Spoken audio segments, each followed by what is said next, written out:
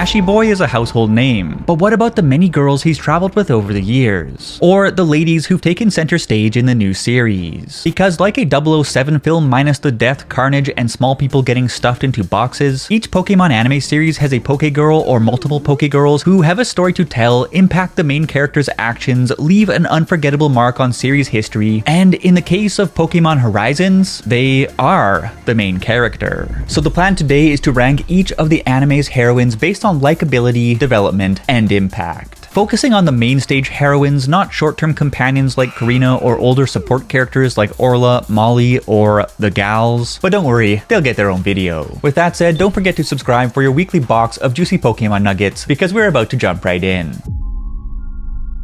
Dear Lana fan writing out a hate comment, hold your horses, because I actually do like Lana. She's funny, she's talented, and her dream to explore the world beneath the sea is promising. It's just that she doesn't have a compelling arc to back that dream up or any particularly powerful focus episodes that would give her better traction on the list. That said, I love how Lana is so family oriented, so supportive of her friends and friends of her friends, and I love all the wholesome energy, outrageous fibs, and chuckles she brings to the Pokemon Sun and Moon anime. Chloe is usually bashed as the least complete of the Pokegirls because Pokemon Journeys had barely started construction on her intriguing character blueprint by the time the show ended, and that is a shame because she had so much potential. Like other notable heroines, Chloe began her series confused about the future and longing for a dream to begin from. Except that whereas the other Pokegals figured out their dreams midway through the series, Chloe doesn't even get to the starting line until the very end. Mid-series, Chloe acquires an Eevee whose uncertainty about which evolution to evolve into is a reflection of her own uncertainty about the way forward, and the majority of her focus episodes thereafter focus on the two meeting different evolution trainers to sample the various flavors of life and to begin figuring out their own identities. The big issue with Chloe is that Pokemon Journeys never committed to fully fleshing out her story arc, and even in her focus episodes, she often ends up playing a minor role, almost as if the writers were merely testing out the waters with a prototype for another character. But despite the shortcomings of her character arc, I do like Chloe for a number of reasons. One, she had a frosty design with various outfits that freshened up her appearances in a way that Ashy Boy and Roy could learn a thing or two from. Two, some of Chloe's focus episodes, such as Breaking the Ice, and other episodes she played a prominent role in, such as Memories of a Warming Kindness, were among the most wholesome episodes of Pokemon Journeys. And three, Chloe served as a nexus for interesting interactions between both new characters and old characters such as Lana, Serena, and Dawn. Especially Dawn. Chloe had so much potential, and by the end of Pokemon Journeys, she had discovered her interest in studying the evolution of Pokemon and become a part-time research fellow at Chad Dad Cerise's laboratory. But it's hard to say if we will ever see how things turned out for her. Bonnie is a character much loved by the show's fanbase, and it's hard not to appreciate her happy-go-lucky personality or childish antics. Not to mention that her sisterly bond with Serena is charming, she is the perfect wingman to her bro, and her relationship with Flubber led to many heartwarming moments, such as the recitation of their special song that made waves near the climax of the Team Flare arc. Out of the two little kids that traveled with the anime's main party over the years, she's less funny but more likable, and yet her storyline still just isn't as engaging as those of the other heavy hitters if you ask me. That said, she's on a great trajectory, and I think that an aged up Bonnie would be a pretty cool protagonist.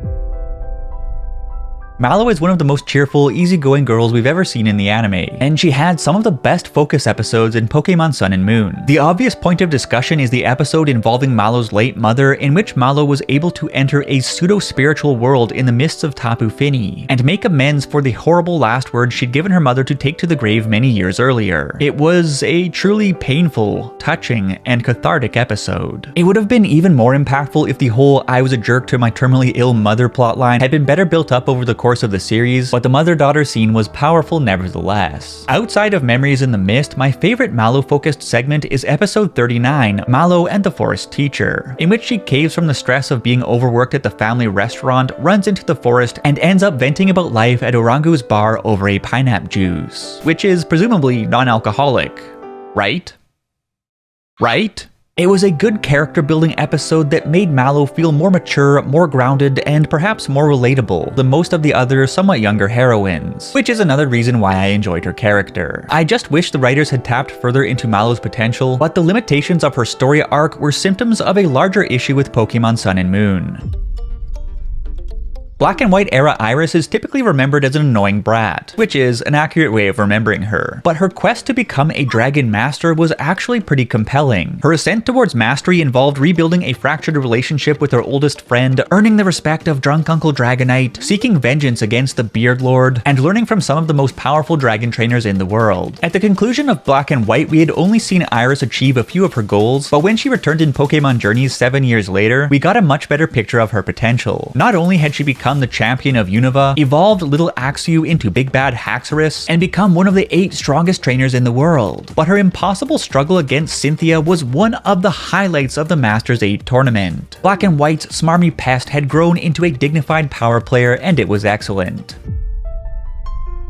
Mei was the anime's OG coordinator companion, and the very first Ash Ketchum companion with a properly fleshed out story arc that ran in parallel to Ash's League quest. Whereas various other Pokegals already had their dreams locked down by the time they met Ashy Boy, Mei was the first companion who didn't really have a goal in mind and simply linked up with Ash to get away from Daddy Norman. And if he's anything like the Norman of the manga, I can understand why. Eventually, Mei stumbles upon the world of Pokemon contests and decides to become a coordinator herself, beginning a challenging journey full of ups and downs and forging a fun rivalry with romantic overtones that's a fan favorite to this day. Mei brought us a refreshing subplot that laid the groundwork for the recurring coordinator archetype, and as for her personality, she has this cheerful but soft vibe that is quite different from most of the other Pokegals. Not to mention that I love the way she interacted with the rest of the travel party. From the banter with Ash to the Brock-Mei shopping bond to how she handled the glasses-wearing gremlin. And by the end of the Ruby Sapphire era, Mei had managed to go deep into the Kanto Grand Festival, and she returned for the Wallace Cup in Diamond and Pearl, where she narrowly lost to Dawn in the finals. Unfortunately, it was around this time that Mei's voice actor Kaori could no longer perform due to health issues, so we never got to hear Mei speak again. And thereafter, we only ever saw her in short flashbacks and a still image of her holding hands with Serena as they watched Ash's World Coronation Series battle on television from Hoenn. But at the very least, we could see that she had never given up on chasing her dream.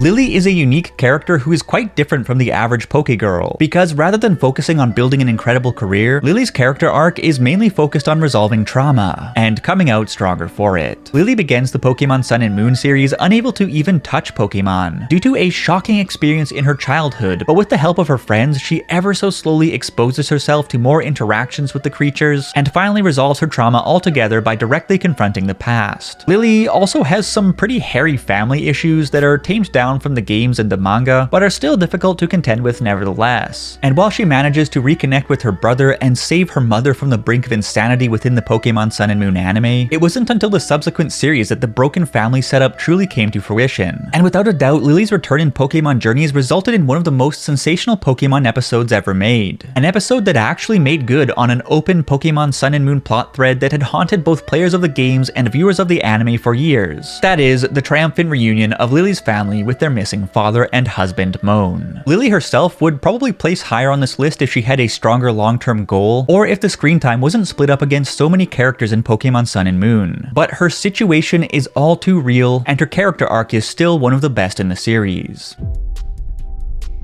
The OG Pokegal is a spicy dish without a doubt, and she and Ash easily had the most antagonistic relationship of any party members in the anime. They flew off the hook over the smallest things, dropped roasts that could cook a Christmas turkey, berated one another at every opportunity, and it was hilarious. Misty was easily the funniest Pokegal, partially because she was part of a trio that was perfectly balanced for comedy. And Misty was also perfect for Ash in that she continuously challenged his ideas during the most moronic phase of his adventures, which surely helped him out in the long run. And Misty also refused to let him slump inward in the face of difficulties. My favorite example of which is when she snaps him back to reality during his post-Indigo League sulkfest with a tough talk that infuriates him but gets him back on his feet nevertheless. Because beneath the prickly exterior, Misty cares deeply for her friends and her Pokemon, and there are just too many examples of her compassion to list. Interestingly, Misty is one of just 2 Pokegals who can actually hold their own against Ash Ketchum in a battle, and she's beaten him on multiple occasions, even in the final chapter of his story, which indicates that Misty just never stopped getting better. Misty's weak point is that although she succeeds at becoming more powerful to earn the respect of her sisters, she eventually takes over the family gym, and she does keep getting stronger over the years. Her grander meta goal of becoming a water Pokemon master is never really explored in earnest, and that is a shame because she is a downright classic and always will be.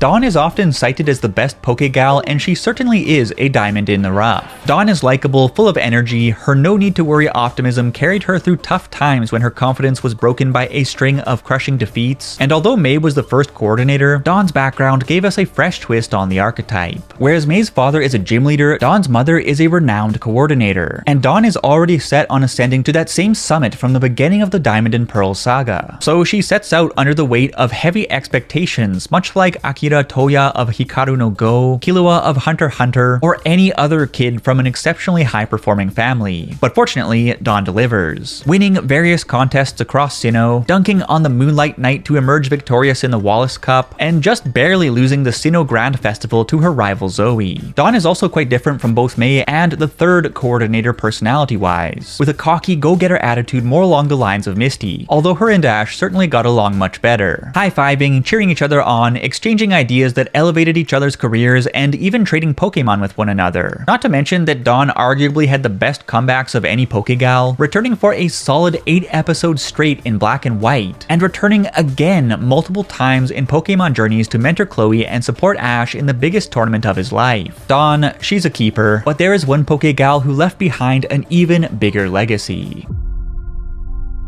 We couldn't have a more predictable character in the number 1 spot, but there are good reasons why Serena is so overwhelmingly popular among fans. Of course, not everyone was thrilled with her lovey-dovey antics or closet raids, but she had the most complete character arc of any Pokemon girl who ever joined Ash on his adventures, and delivered some of the most emotionally charged character moments in the history of the anime. When we first meet Serena, she is a dreamless girl with nothing better to do in life than to follow the path that her mother Grace plotted out for her. But after the memory of an important childhood encounter sends Serena out the door in hopes of tracking down Ash Ketchum, she first becomes his follower, then begins carving out her own identity, and ultimately rejects her mother's plans for her in favor of a bold dream to become the very best like no one ever was at Pokemon performing. It was a 180 from the angle covered by the previous coordinator Dawn, and Serena's transformation through the peaks and valleys of her early career was wonderfully portrayed. Serena brought a softer, more feminine brand of energy to the cast than most of her predecessors or successors, and the way she supported Ash even when he mistreated her impacted him in interesting ways as well. Of course, in Pokepop culture, Serena is remembered more than anything for her romantic feelings for Ash and the kiss that shocked the internet. Not only was the one-sided romance a new type of subplot that resonated with a large portion of the show's audience, but the kiss in the final episode capped off the XY series with a showcase of Serena's courage that could be interpreted both as a resolution of her feelings and as optimism for a future together with Ash. Either way, everyone was stunned that the writers didn't pull punches in concluding the romantic subplot, and it was the ending to Serena's arc that fans deserved. Serena is a great character, and while she briefly returned in Pokemon Journeys to mentor Chloe and link up with May, I do wish we got to see more of her before the end of Ash's era. All in all, Serena is an inspiring heroine who twisted up the anime's dynamics in exciting ways, and the most complete Pokegal the show has ever seen. At least, for now. Because although it's still too early to make a call, Liko from Pokemon Horizons, aka Chloe on steroids, is very promising. Unlike previous Pokegals who lived in Ash's shadow, Liko is the de facto main character of the new anime series, and although she's still finding her footing, she has tremendous potential. Like May or Serena, Liko spent the first segment of her adventure searching for the path forward, and eventually realized that she is interested in studying the emotions of Pokemon. It's a fitting direction given that she is so empathetic and introspective, but we'll have to wait and see how she's developed in the coming years. Either way, Liko is funny, wholesome, and a different kind of hero for a different kind of era. Of course, standing a couple feet behind Liko and Roy in Pokemon Horizons, we have the supporting Pokegirl, Dot, who also shows a lot of promise. So we may need to revisit this list a few years down the road. Until then, let me know what we need to rank next and have yourself a dandy.